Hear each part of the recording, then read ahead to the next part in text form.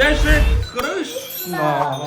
Water park ગયા પછી આ લોકોના થાકી જવાના, ઊંઘમાં બબડવાના, પેટમાં દુખાવાના એટલે પ્રશ્નો ચાલુ ને ચાલુ થઈ જાય છે.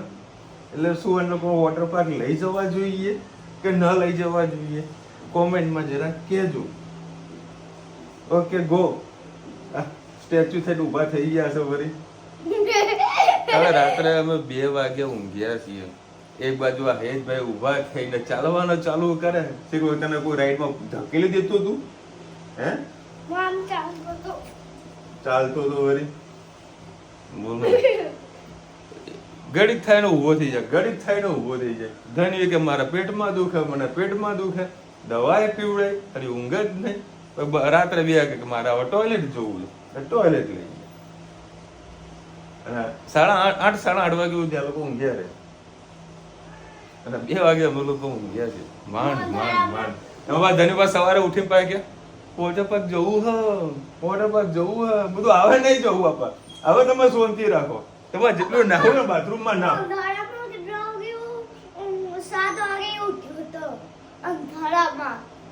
રૂમ ના દરવાજા બંધ હોય એટલે 7 વાગે તને અંધારું લાગે, દરવાજો ખોલીને જુઓ. સવાર તો 5 વાગ્યાની પડી ગઈ હોય. ખબર હતો ને. ચલો ભાઈ, ખરેખર કાલે મજા આવી હતી. અને એક કાલે કદાચ તમને કોઈ પ્રોપરલી ઇન્ફોર્મેશન આપી કે મને આઈડિયા નથી. હા, ગરમી જોરદાર લાગે છે. થાય યાર, ઉનાળામાં પસીનો ના થાય તો ક્યારે થવાનું છે? શિયાળામાં થવાનું. શિયાળામાં પસીનો થાય કે કઈક તબિયત ખરાબ છે કે શિયાળામાં પસીનો થઈ રહ્યો તો રહેવાનું કામ ભાઈ. 700 રૂપિયા ટિકિટ હતી બરાબર. એમાં સવારનું બ્રેકફાસ્ટ, બપોરનું જમવાનું, પછી સાંજે ચા નાસ્તો, બધું અનલિમિટેડ હતું અને રિઝનેબલ ભાવ હતો. વોટર પાર્ક નો ફોટો બી આવ્યો હતો. હે ને, એનું બ્રોશર બી અમને બધાને આલ્યું હતું બરાબર. એ પણ તમને હમણાં બતાવું છું સ્ક્રીનશોટમાં. હે ને, સારું હતું. અને પણ જે ફેમિલી નાનું હોય, કદાચ મોટું ફેમિલી લઈને આવ્યું હોય અને સસ્તામાં પતાવવું હોય અને સેફટી બાબત બધું જોવું હોય ત્યારે વોટર પાર્કમાં જવાય. શ્રી ગણેશ સાહેબ વોટર પાર્કમાં. કારણ કે મોટી રાઈડોમાં જઈને એટલા બધામાં તો બેસવાના નતા. બધી રીતે આમ સારું હતું.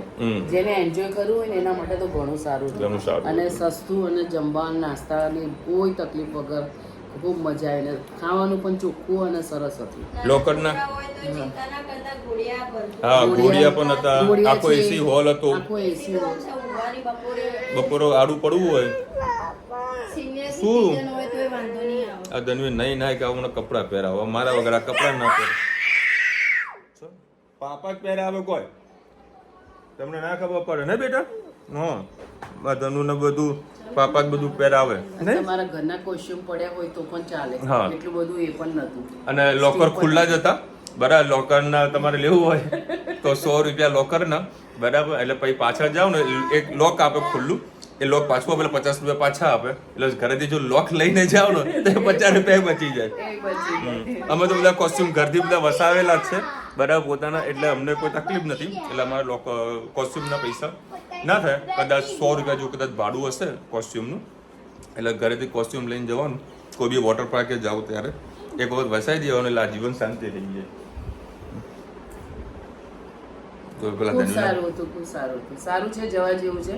ચોક્કસથી જજો અને મજા આવે એવું છે. જમવા ખાવાની કોઈ તકલીફ નહીં. અને જાઓ તો અમે મોડા ગયા હતા.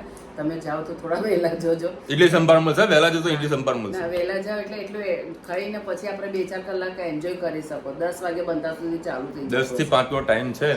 સારું, મજા આવી. પૈસા વસૂલ. હા, પૈસા વસૂલ. અને આજે સવારે ઉપવાસ.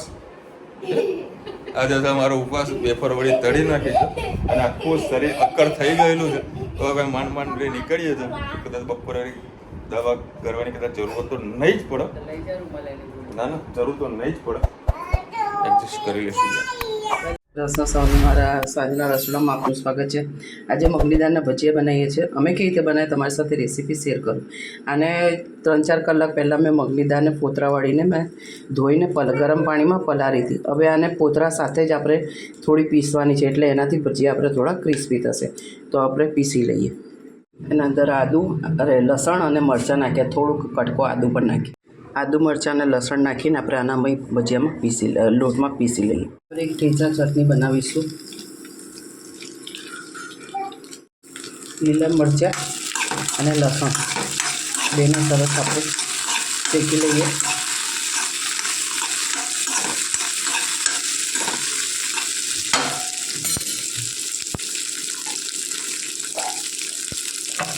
સ્વાદ અનુસાર થોડુંક અંદર મીઠું નાખી દઉં.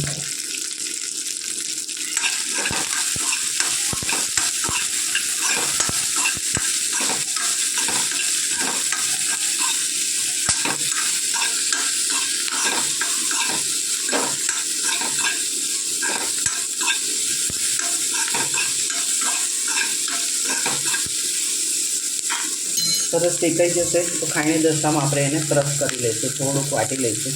તમારે ખાયણી દસ્તો ના હોય તો મિક્સરમાં પ્લસ મોડ ઉપર તમે એને પીસી શકો છો. આ મગની દાળના ભજીયામાં આ ઠેસા ચટણી ખૂબ જ મજા આવે છે ખાવાની. તમે પણ ચોક્કસથી આ ચટણી બનાવજો. આગળ હું તમને બતાવું.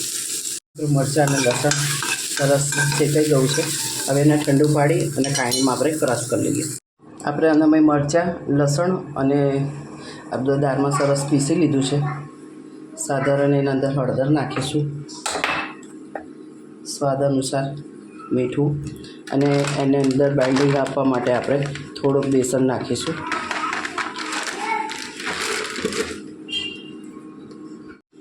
થોડુંક બેસન નાખ્યું, ધાણા થોડા ધોઈ નાખીએ. આપણે સોડા અને તેલ જ્યારે આપણે ભજીયા ઉતારીશું તે વખતે આપણે અંદર મિક્સ કરીશું. આમાં પાણી નહોતું નાખ્યું તો પણ અત્યારે નરમ થઈ ગયું છે. પીસાતા થોડુંક રહી ગયું છે મરચું. સરસ આપણે મિક્સ કરી લઈએ. અમે આ રીતે ભજીયા બનાવતા હોઈએ છીએ. ખીરું હવે આગળ અમે તળીએ તો તમને બતાવું. આના અંદર ચપટી સોડા નાખીશું અને ગરમ થોડું તેલ નાખીશું, 2 પરી જેવું, એટલે ઉપરથી કડક અને અંદરથી સોફ્ટ આપણા ભજીયા સરસ થાય. મેં તેલ મૂકી દીધું છે. હવે સરસ આપણે આને મિક્સ કરી લઈએ. ઠેચા ચટણી સરસ પીસી લીધી છે અને હવે સાઈડ પર મૂકીએ. આ બધું તેલ મૂકી દીધું છે. ભજીયા સરસ ઉતારીએ.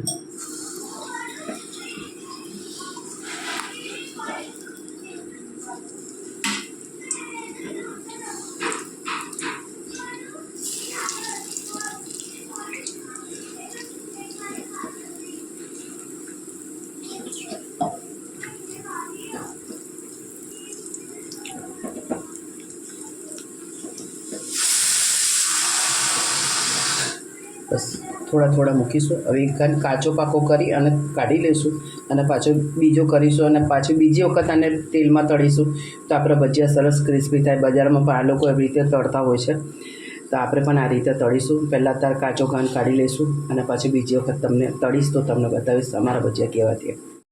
એક વખત આવી રીતે કાચા પાકા કાઢી દીધા, બીજી વખત આવી રીતે થોડાક ચપટા કરી અને આપણે ક્રિસ્પી સરસ એવા બીજી વખત આપણે તળી લઈએ તો ઉપરથી કડક અને અંદરથી સરસ સોફ્ટ થઈ જાય. એટલે થોડાક મેં ચપટા કરી દીધા છે વડાના જેમ. આ બીજી વખત મેં તળ્યા અને આ રીતે તળશો તો ભજીયા એકદમ સોફ્ટ અને સરસ ભજીયા જેવા ક્રિસ્પી અને સરસ થશે. કોમેન્ટમાં ચોક્કસ કહેજો અમારા મગની દાળના ભજીયા તમને કેવા લાગે અને ઠેસા ચટણી કેવી લાગી. ચલો ભાઈ, પૂણા 10 વાગ્યા છે. ઓય રામ અમુલભાઈ, મેં તમારી સાથે 6:40 વાત કરી હતી.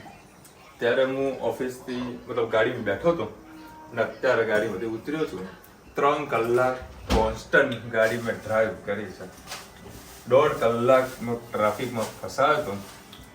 ઘી કાંટાથી લઈને તે અડાલજ ચોકડી સુધી જે પબ્લિક હતી, ભાઈ સાહેબ ભૂકા નીકળી જાય. રૂચિતા ટાઈમ તો ઘડી થઈ ગઈ. અત્યારે કહીએ ને કે શરીર આખું કે કામ નથી કરતું એમ તો પણ ચાલે. એ મોબાઈલ છીન્યો. આજે શું કર્યું, કોઈક માતાજીનો કોઈ પ્રસંગ છે, બધા ચાલતા નીકળ્યા હતા અડાલજ બાજુ. તો માતાજીનું મંદિર હશે,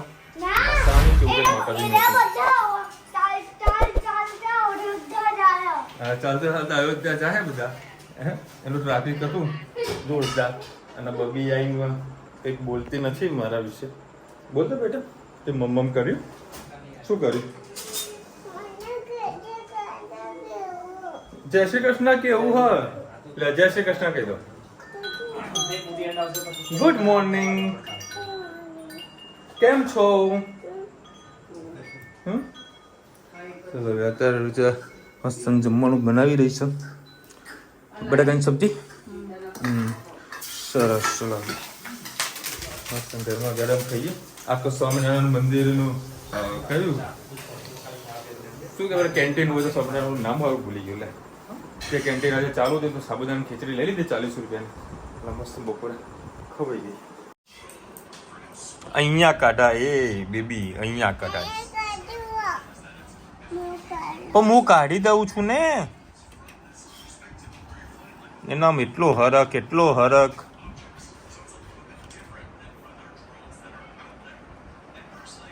અરે અહીંયા કાઢને.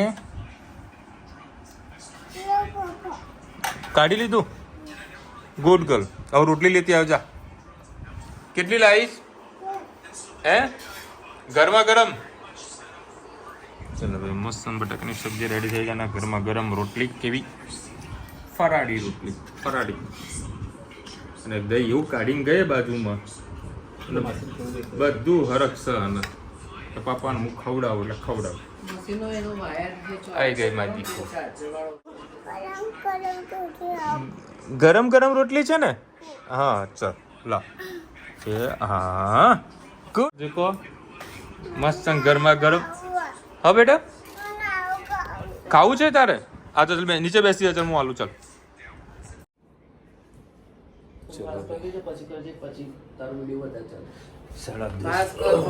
રિમોટ ભાવે જ ના જોડે ઉપર છે ને ભાઈ. 29 ઉપર એસી છે. 29 ઉપર. અને એક વાર પંખો રાખવાનો. હા મસ્ત ગોદડો ગુણી ખોઈ જવાનો. ધનવીને અત્યારે ઉપર મૂકવા ઘરના પાપા મારા નીચે આવું છે.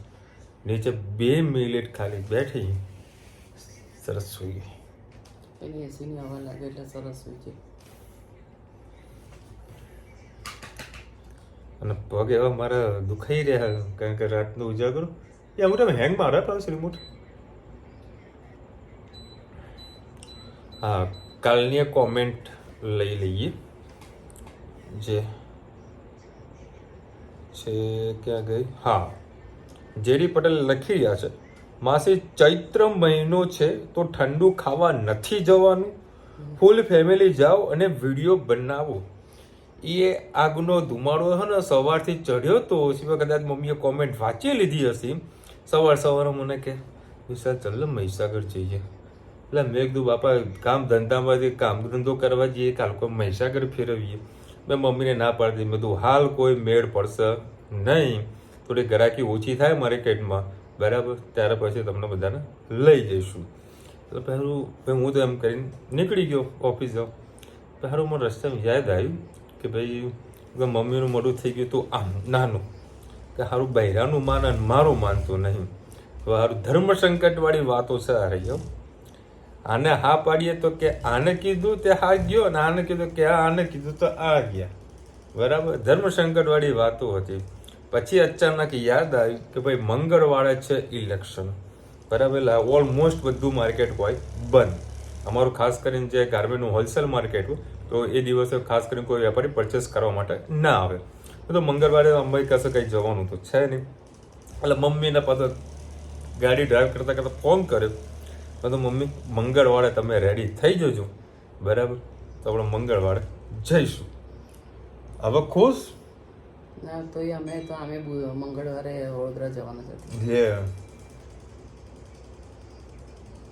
હવે આના બધા ને મારે કઈ પેલી કહેવત ના એડ કરવી પણ તારે યાદ નથી આવતી.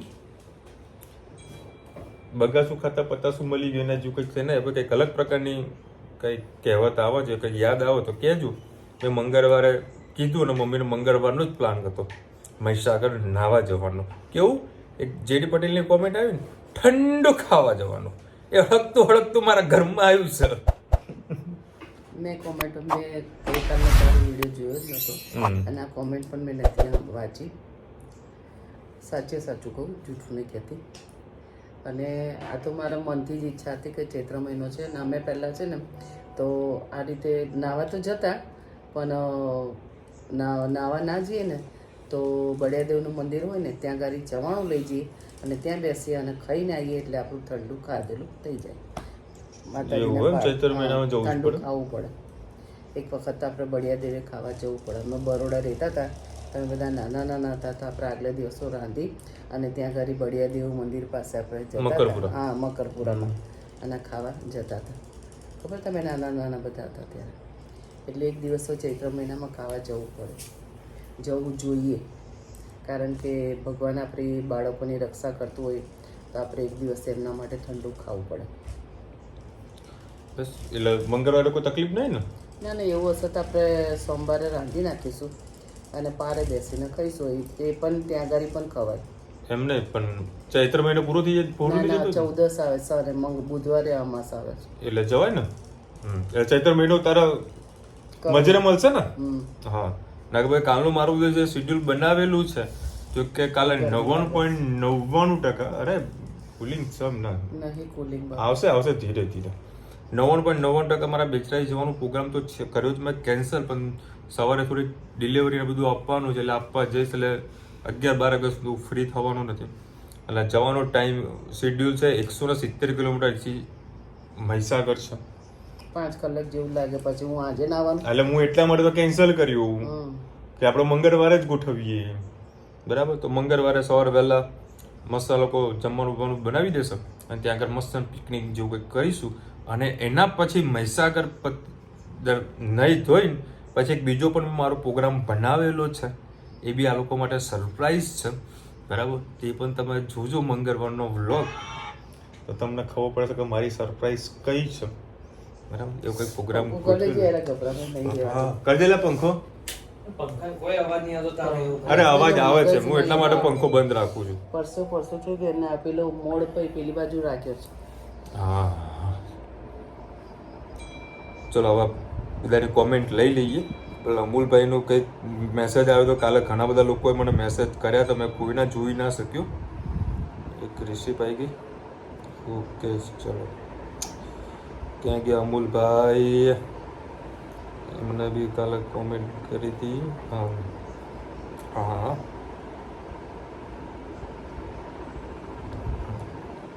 કેક મોકલી છે અમને happy birthday. Thank you so much Amulbhai. Ruchita ભાભીને બર્થડેમાં શું ગિફ્ટ આપી? હાલ કશું ને, અમારે બર્થડે ગિફ્ટ કશું હોતું નહીં, એડવાન્સ બધું હોય. ટાઈમ દરવાજા આપે ને? હા, દરવાજા હાલે ને, સરસ મજાના દરવાજા હાલે ને. ટાઈમ ના આપ્યો યાર. ગિફ્ટ મેં દરવાજા બનાવીને આપ્યો.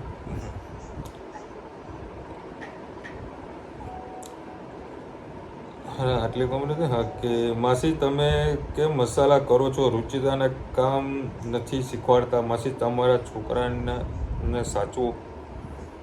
યાર જો ભાઈ, વ્લોગ મમ્મી બનાવે છે, અમુક ટાઈમે રુચિતા બનાવે છે. જેને જેવી કહીએ ને કે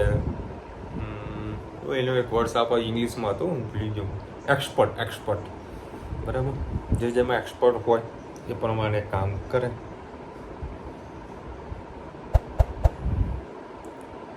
વિશાલભાઈ, જન્મીના કાકાની મમ્મીના પતિના છોકરાની પત્નીને અમારા તરફથી જન્મદિવસની શુભકામના. Amulbhai, thank you so much સરસ મજાના ઉખાણા કહેવા માટે. એટલે કોમેન્ટ હતી. એક બે સારી કોમેન્ટ સારી મિસ થઈ ગઈ છે, તો I am really so sorry. Next time લેશું. બાકી જેને મહીસાગર આવવું હોય તો મોસ્ટ વેલકમ, આવજો. ત્યાં આગળ કટારો કરો, ઠંડુ કરીશું, ઠંડુ જમીશું બધા. અચ્છા, સીધા મહીસાગર જ આવવાનું. મેં કીધું મહેસાણામાં કટારો રોક્યો હોય તો બિચારા આજુબાજુમાં રહેતા હોય તો આવી જાય. ના, એવું આપણે ખટારામાં ના લઈ જઈએ, બરાબર? આપણે બલેરો ગાડીમાં જેટલા હમાય એટલો હમાઈ દેવાના. પછી નસીબના ખેલ. વહેલા તે પહેલાં ધોરણે આવી જવું તો એ ચૈત્ર મહિનામાં તમને ઠંડુ ખાવાનો એક મોકો મળશે. ગાડીની કેપેસિટી 5 જણ આવે તો બીજા બધા ના બોલાય.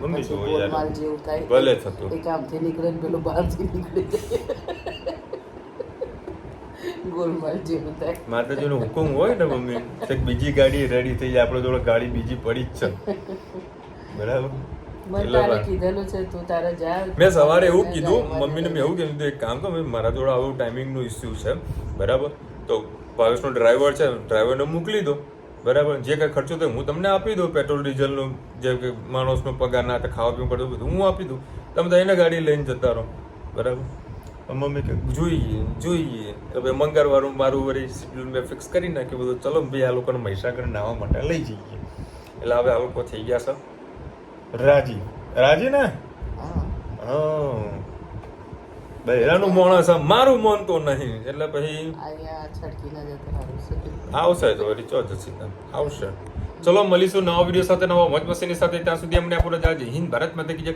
અને વિડીયો ગમે તો ફટાફટ લાઈક કરો શેર કરો સબસ્ક્રાઇબ કરો ભૂલતા નહીં રાધે રાધે રાધે રાધે